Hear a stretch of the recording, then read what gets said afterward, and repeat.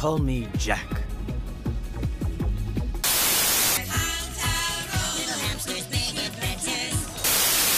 A Legion of Doom.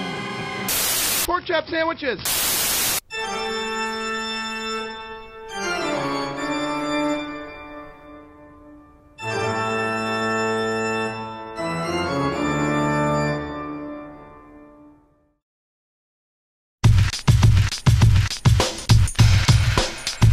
Toonami, the late 90s, awesome theme songs.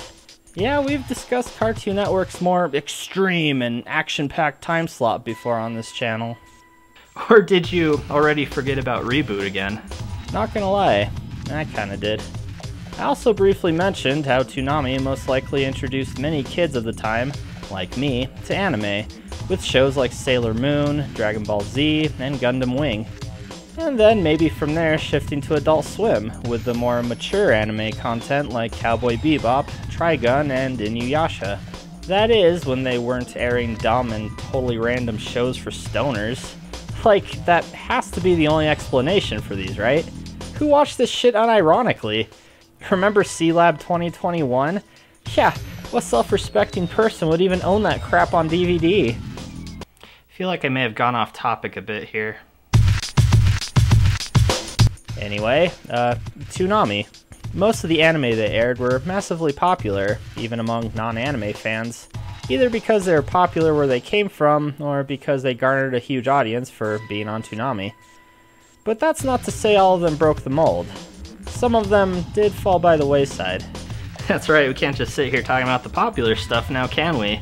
Now we have to get obscure. So, have you ever heard of Ronin Warriors?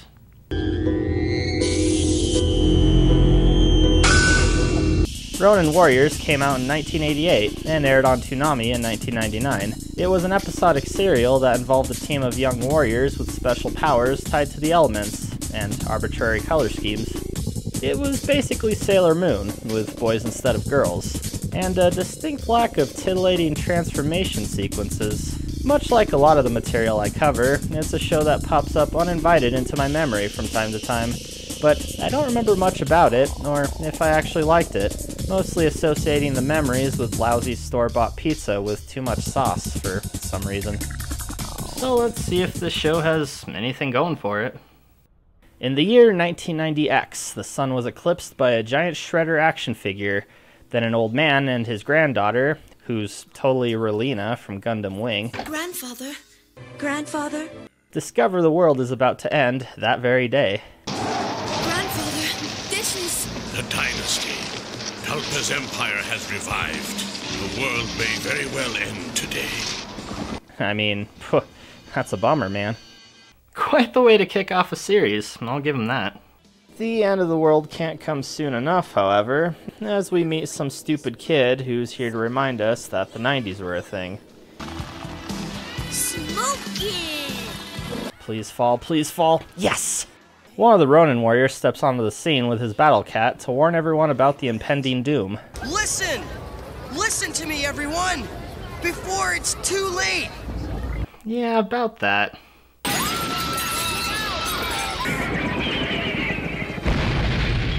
You probably could have said something sooner. Though these people do seem pretty jumpy over a handful of storm clouds. They may have been aware they were background dressing for an action anime. And here comes the bringer of the apocalypse. A generic crony. And not even our hero can seem to take him out. Oh, he's getting creamed! That's totally untubular, bro. Luckily, here come the rest of the team. Sailor Mercury, Michelangelo, Billy Cranston, and the brooding one. They're all here to win the day by defeating one single foot soldier. I assume they plan to do so by forming Voltron. No, instead they just jump the guy, and still get their asses handed to them.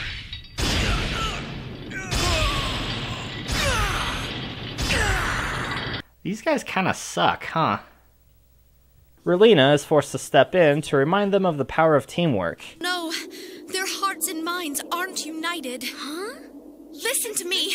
The dynasty is not something you can defeat if you do not stand together and work as a team. Catching the attention of the baddie, who then uses her and the kid to make the fight harder for the warriors.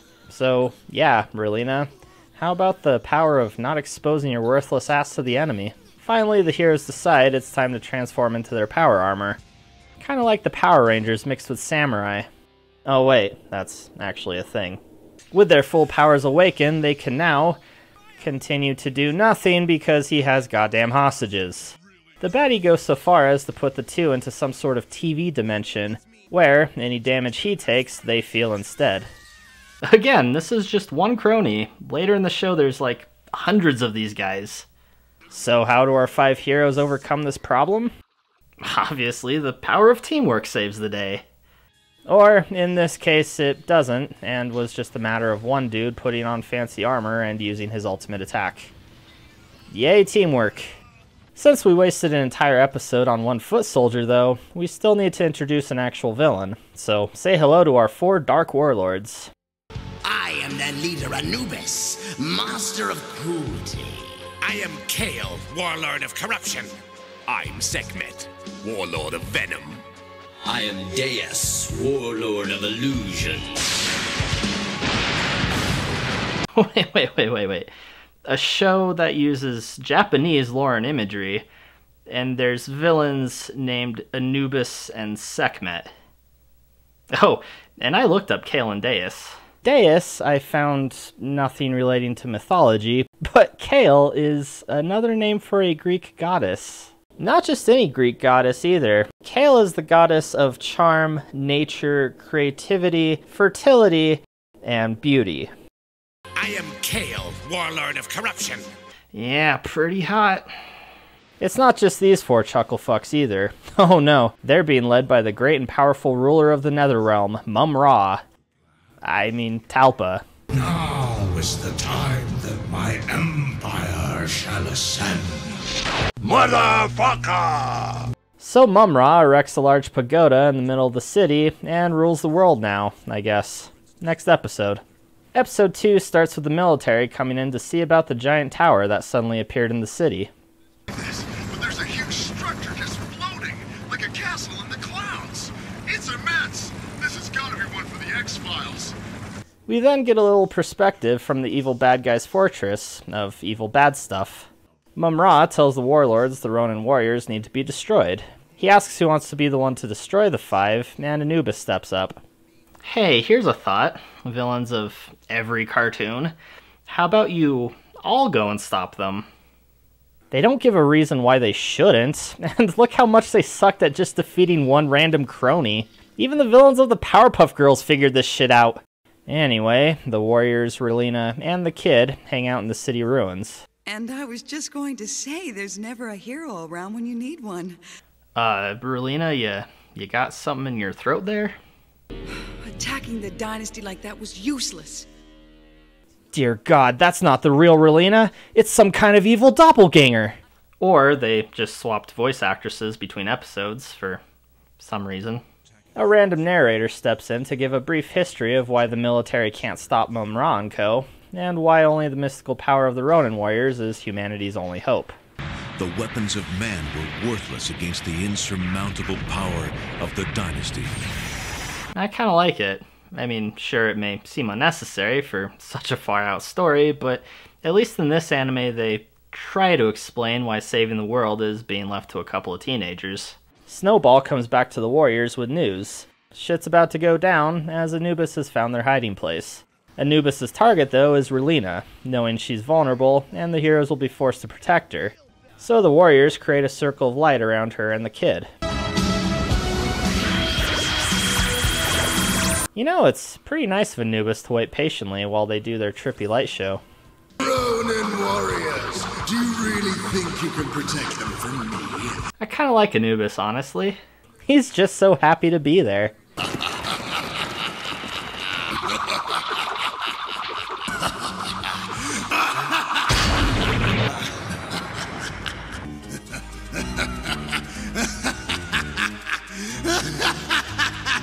Unfortunately for the warriors, the Circle of Light costs them their armor, so they're vulnerable to Anubis' kinky chain attack. But then fucking Raiden shows up. Okay. He breaks the circle and lets the warriors use their armor. It's almost like making the protective circle was just a waste of goddamn time or something. The warriors all attack, but Anubis and Red end up going one-on-one. Anubis does his ultimate attack again, Red counters with his ultimate attack, glowy lights happen, and Anubis wins. The other four finally decide to help out when Mumra realizes the show is going nowhere, and hits all the warriors with a tornado, throwing them miles away in different directions. Next episode.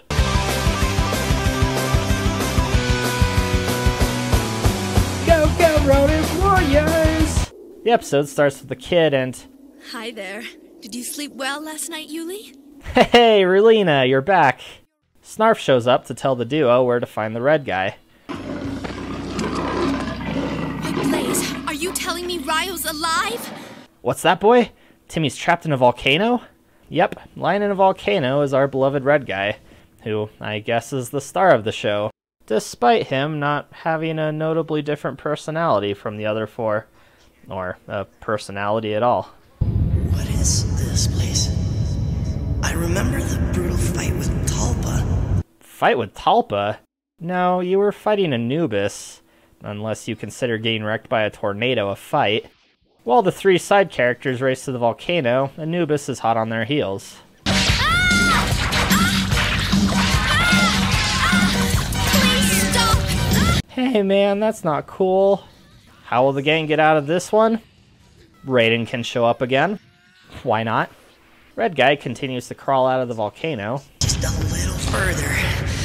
Oh, I can only see the top of this hole. Yeah, then I'm jamming. Did he just say he's jamming? Anubis shows up to do what he does best. And a fight ensues. Relina and Kid show up just in time to distract Red while Anubis attacks.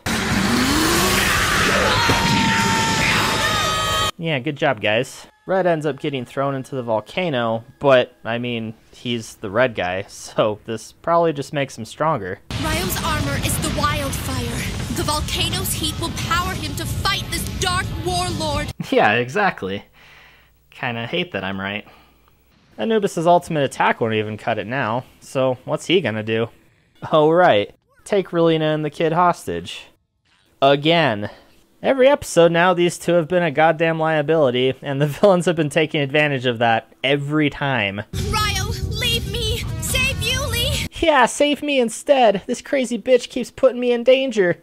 Anubis tricks Red into changing out of his armor to save the two from falling into the volcano themselves. Turning the tables on the fight once again, Red pulls Anubis into the volcano and puts his armor back on.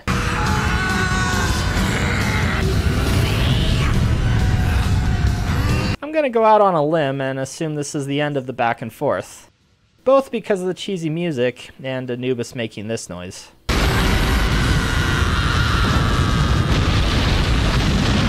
So the heroes figure their next step is to find the other four. And we'll keep searching until we find them. Yeah? Yeah, you bet! Yeah, about that. Do any of the other colors get their time in the spotlight? Or is the focus just gonna stay solely on Red? And whatever happened to their hearts being linked as one, or whatever the hell? I guess we'll find out in the next episode. The other four heroes were scattered farther away than Red, so Relina and co. head over to the university to talk to her grandpa and get his help. Mumra this time sends Sekhmet to stop the heroes because clearly Anubis isn't taking his job seriously. Though Sekhmet appears to be having a little too much fun too. At the lab, Granddad is acting pretty weird. And of course, no one wonders if evil possession is involved, because obviously that's what's going on. So they're attacked by possessed armor and a handsy grandpa. Red tries his best not to hurt the old man, and Relina panics so hard that she can't even talk straight. Ryo, please, grandfather! Ryo, please, grandfather? I think there's supposed to be a help in there somewhere. I hope. No, I said please him, not kill him.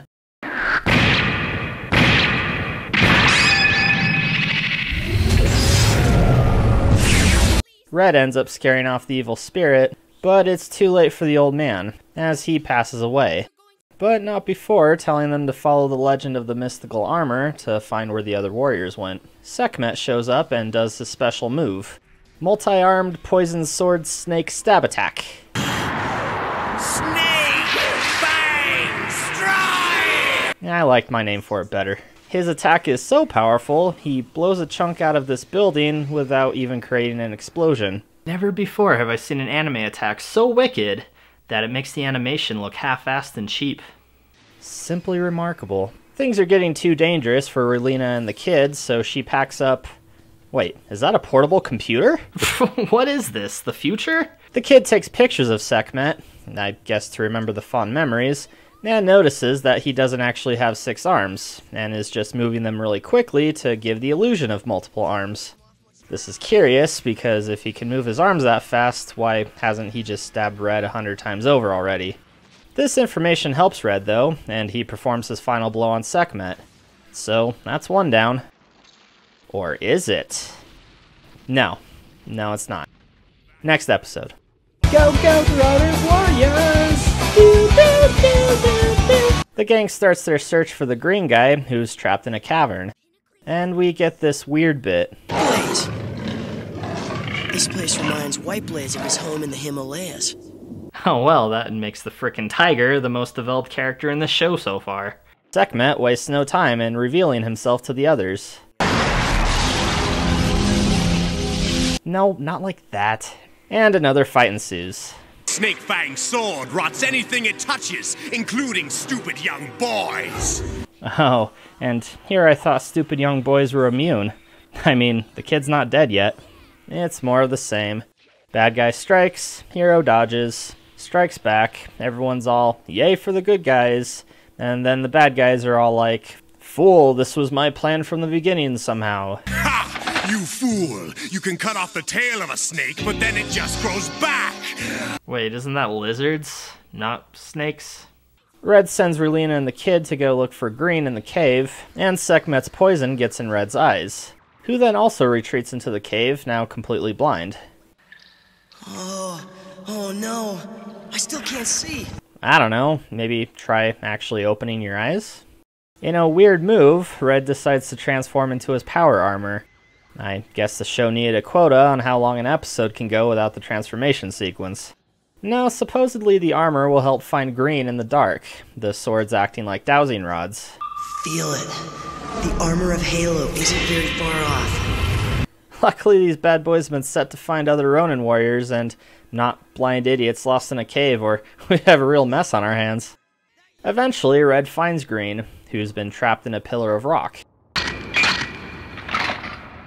Answer me! Come on! Why are you stonewalling me? Sekhmet then shows up, along with the go-to kidnapping victims. So we're now 3 for 5 on these 2 dinguses getting captured by the bad guys. Red desperately tries to wake Green up, while Sekhmet kicks his ass. Eventually Green awakens and finally gets his chance to be cool, blasting Sekhmet with a proton beam, and showing off his healing skills.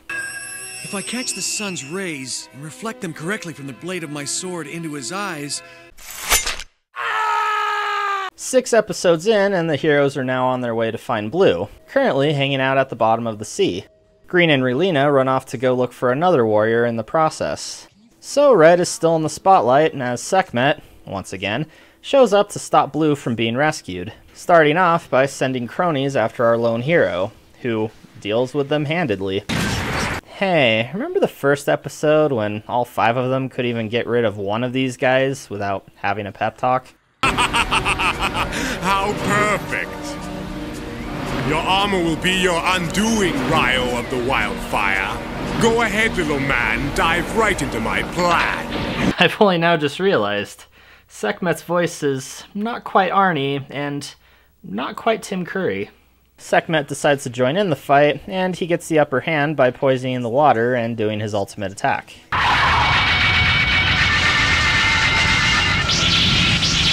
Wait. Is that a cheeky lightsaber sound effect I heard just then? With Red out of the way, Sekhmet heads towards Blue, who is apparently Aquaman and is being protected by the fish. Then, just on his own I guess, Blue comes back to life and beats up Sekhmet. saving Red in the process. Unfortunately, Sekhmet decides to fight Blue outside of the water, rendering him useless. Again, just like Aquaman. But thankfully, during the battle, some dude driving some kind of gas truck fucking died. So now Red can be restored by the fire currently incinerating the poor bastard. Now Red gets to save the day, just in time for Blue to do his ultimate attack, causing a tornado that destroys the bridge and probably kills a couple hundred other people. The heroes reflect on the damage Sekhmet's poison had done to the fish life, whilst standing on a bridge they themselves blew in half, and talk about how the evil dynasty of evil is not a good thing. Next episode. This episode, Relina and Green explore snowy mountaintops looking for Orange, so finally we get someone other than Red doing all the legwork. Their opponent of the week this time is either Kale or Deus. I really can't tell the difference. I'll just call him Edgelord.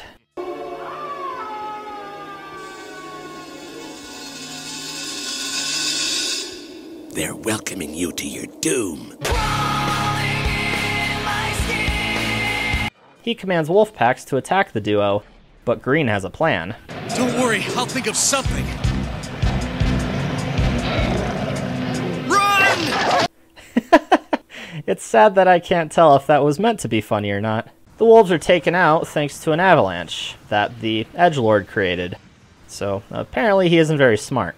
The two find Orange's hiding spot, another giant dang rock, and Relina gives some meaningful reflection on their situation. I hope he's wearing his thermal underwear. Edgelord appears to throw down, Green wasting no time and immediately transforming, which is disappointingly the same thing we see when Red transforms. Now that you've found Kento of Hard Rock, the both of you will die! I'm evil, meh!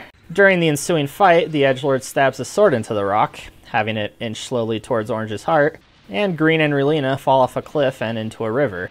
Edgelord calls it a day and goes home to listen to some Slipknot. But, of course, Green and Relina are actually safe thanks to Raiden, who tells Green that he must train to learn his ultimate ability to save Orange. So Green meditates the shit out of his powers and Relina goes to talk to Raiden. He must have saved us from drowning. But why doesn't he just help Kento out of the stone then? Yeah, that's a really good point. And we never get an answer. Pretty ballsy on the show's part to just point out its own inconsistencies like that. Edgelord shows up again, probably because he heard Relina talking smack. Ronin warriors will beat you, Kale, and you can count on that. So there! And punches her so hard that feathers fly out of her. Green comes out of hiding to save her and unleashes full Kamehameha powers, breaking Orange free and making Edgelord cry on the inside.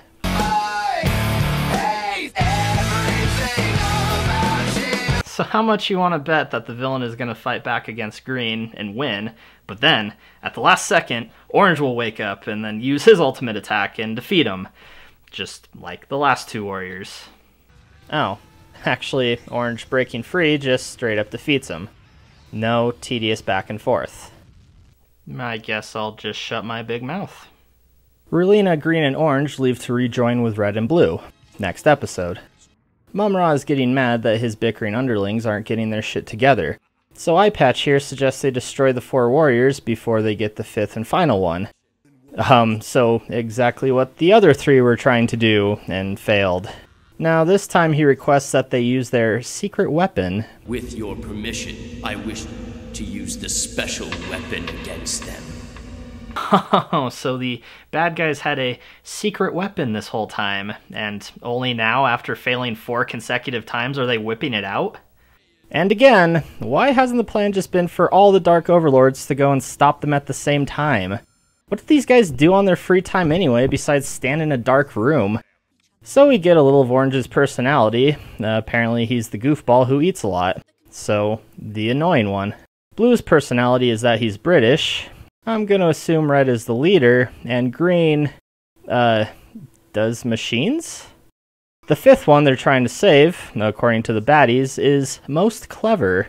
Of the 5, the one they call Ronin is the most clever. Whatever that means. Why is it always the guy in red who leads in these groups? What about the color red implies leadership? Now purple, oh, that's a color I can get behind. And while I was rambling, it turns out the kid has been kidnapped. Again, this time by Eye Patch. Even he thinks it's become too samey though, and just tosses him aside to fight Red and Blue. Instead of actually killing the two, he's just there to send them a message of where the 5th warrior is being held.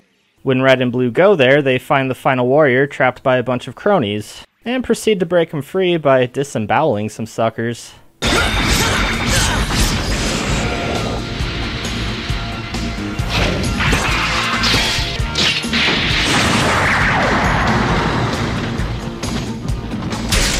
It's okay though, they're made of shadow, so it's not violent. The whole thing turned out to be a trap set by Eye Patch, who can create illusions and trick them into thinking they found their friend. He then proceeds to trick the 2 warriors into fighting themselves. Oh, did that hurt? Deus tricked you into smashing me. So let me get this straight. Instead of just killing them when he had the chance, he instead invited them to a pointless trap where he'll have them where he already had them earlier. Orange and Green show up and fall for the exact same trick. Green does eventually figure it out, but it's too late as Orange beats the crap out of him. You 2 fell into my trap, just like your friends did. Now you will die like them too! You tricked us! Orange uses his ultimate attack on Eye Patch when he reveals himself and... nah, you know the rest. So the bad guy's secret weapon, that was mentioned at the beginning of the episode, was... huh. Wow, I think I learned my lesson. I gotta look before I leap. And that's Orange's entire character arc done. Next episode. Red figured out that the last warrior must be all the way up in outer space, why not? Relina figures Mum-Ra probably has a plan to destroy him, so they should spy on his fortress to see what he plans to do. A recon team is set up to go and survey the city, while the other group goes in by morning, splitting up the warriors. This was suggested by Relina, who, in the very first episode, stated, "The dynasty is not something you can defeat if you do not stand together and work as a team." But, regardless, Red and Orange head into the city at night.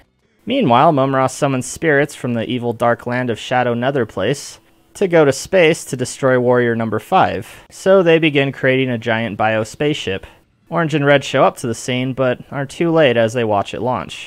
Awesome! I think you mean totally radical. But then Raiden Ex Machina shows up and destroys the giant space testicle of evil. So to reiterate, he wouldn't free Orange from his rock prison when his life was in danger, but will stop Mum-Ra from destroying the last warrior, who is also trapped and whose life is in danger.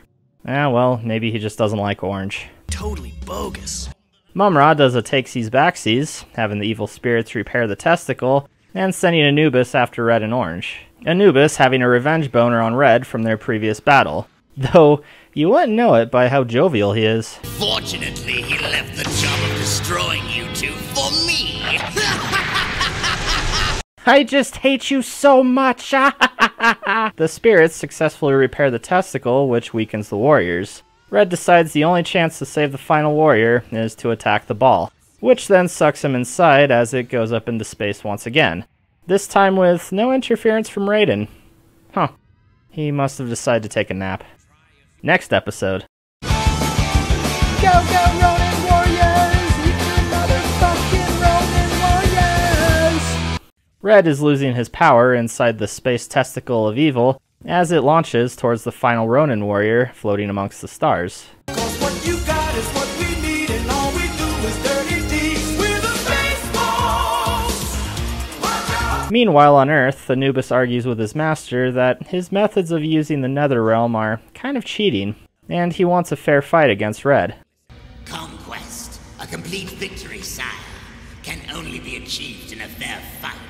Oh, so Anubis is suddenly conflicted with fighting honorably. Didn't seem to care when he took a child and a woman as hostages before. Nevertheless, Mum-Ra zaps him for being poorly developed. Red gets the strength to pop his prison, and ends up floating uselessly in space. The 5th and final warrior, however, managed to wake himself up, and saves Red from pulling a Sandra Bullock, launching the 2 of them back into Earth's atmosphere.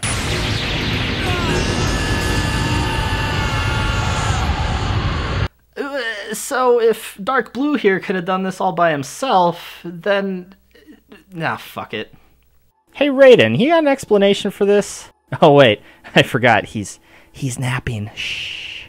Anubis, recovered from his zapping, sets out to get his ass handed to him a second time by Red. He shows up to where Red and Dark Blue landed, and they have a typical back and forth.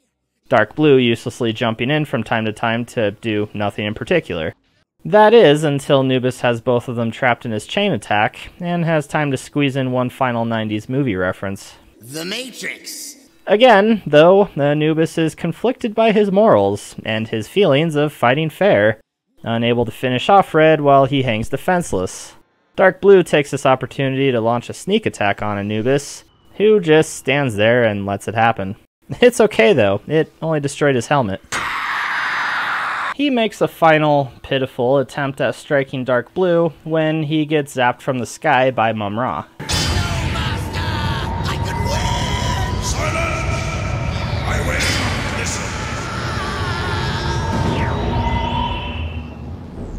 The hell did I just watch? So Anubis is finally gone for good, I'm sure. And all 5 Ronin warriors are finally together and ready to take on the dynasty. And that's about as far as I'm willing to go with Ronin warriors. And there's like 30 more episodes and I can only handle so much. As I've said, I remember watching the show on Toonami, but absolutely nothing about the plot or its characters. Turns out it's probably because there's nothing particularly memorable about it. Even in terms of weirdness, it's just boring. The biggest issue is the 5 warriors having no distinguishing characteristics. Having unique characters is what makes teams like this fun and interesting. Just look at the Turtles. Each character acts and interacts in their own unique way that you can recognize and become familiar with. But with these dudes, they all react the same way to any given situation. Except for Orange, I guess, who's argumentative, headstrong, and spouts 90s lingo when excited. That's old news, dude! Other than that, though, they're all pretty much the same in terms of personality, and even fighting styles. Considering it all boils down to just unleashing an unstoppable spirit bomb to annihilate everything in sight. And that, ultimately, is probably why the show never stuck with me. Wait a second. Sunrise Inc. Sunrise Inc. That name sounds familiar. Oh, nah, it's just the name of the studio that made Big O, Outlaw Star, all of the Gundam series, and Cowboy Frickin' Bebop.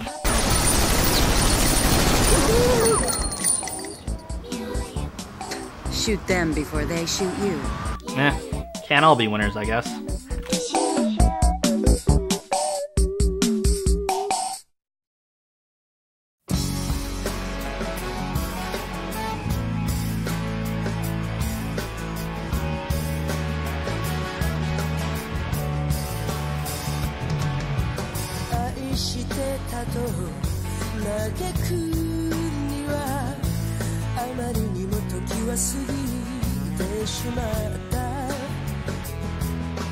Mada koko